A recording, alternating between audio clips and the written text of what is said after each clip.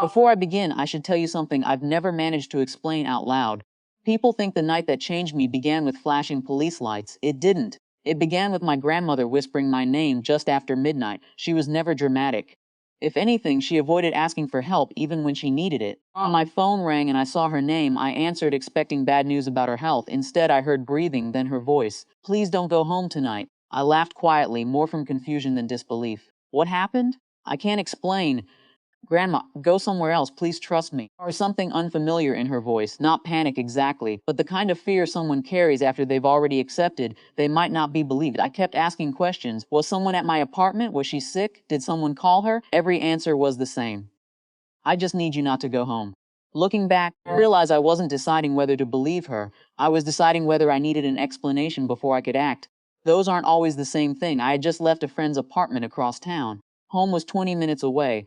Every sensible part of me wanted to drive there, unlock my door, and forget the strange conversation ever happened. Instead, I turned into a 24-hour diner near the highway. I ordered coffee I barely touched. The waitress asked if I was waiting for someone. I almost said yes. Instead, I said, "I'm just killing time." The hours felt unusually long. I checked my phone constantly. No new messages from grandma, no warnings from neighbors, nothing online. The silence slowly became harder to tolerate than any bad news could have been. Around 2 in the morning, I finally convinced myself I had overreacted. Maybe she had a nightmare, maybe someone had spread a rumor, maybe age had made her anxious. I picked up my keys. I even walked to my car, then I stopped. Her last words came back to me. "Please trust me, not believe me, trust me." There was a difference, so I sat back down. Another hour passed, then my phone buzzed, not from my grandmother, a coworker. "Are you home?" I replied, "No, don't go there." No explanation. Just those 3 words, my stomach tightened. Curiosity finally defeated patience. I drove anyway, telling myself I'd stay back if something looked unusual. I never reached my apartment.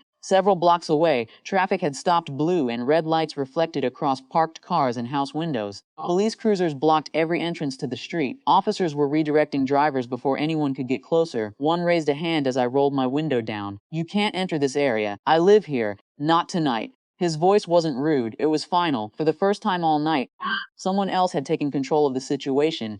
I looked past him toward my street. It felt unreal seeing a place I knew so well sealed behind yellow tape and emergency vehicles. Home was only a few hundred yards away. It might as well have been another country. I asked what happened. He simply said there was an active investigation and everyone needed to stay away until officers finished securing the area. That was all. No dramatic speeches, no instant answers. Just authority drawing a line no one was allowed to cross. I parked several streets away and called my grandmother. She answered on the first ring. "I knew you'd call. How did you know something was wrong?" She was quiet for several seconds. "I didn't know," she finally said. "I heard something earlier tonight that didn't sit right with me. Maybe it was nothing. Maybe I was wrong. But every time I thought about you driving home, I couldn't shake the feeling that I needed to stop you." She sounded almost apologetic, as if she'd been afraid I would resent her for interrupting my evening. Instead, I sat there staring at the flashing lights. "I almost ignored you. I know you never told me why. I couldn't. I didn't have facts." She paused. "I only had concern." That sentence has stayed with me longer than anything else she said. We spend so much of our lives demanding certainty before we act. Sometimes the people who love us don't have certainty. Sometimes they only have concern. The investigation eventually ended. Residents were allowed back later that day. I learned enough to understand why the police had closed the area, but not every question was answered. Some things remained private, and honestly, they didn't need to become part of my story. The important part wasn't what happened on my street, it was what almost happened in my heart. I almost convinced myself that affection without evidence wasn't worth listening to. I almost treated trust like a reward someone had to earn every single time. Instead, one quiet phone call changed something deeper than my schedule. My grandmother never claimed she predicted anything. She never tried to sound wise afterward.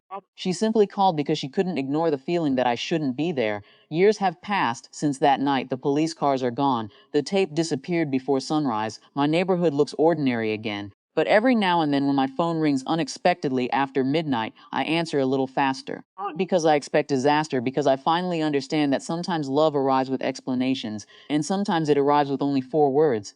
"Please, trust me."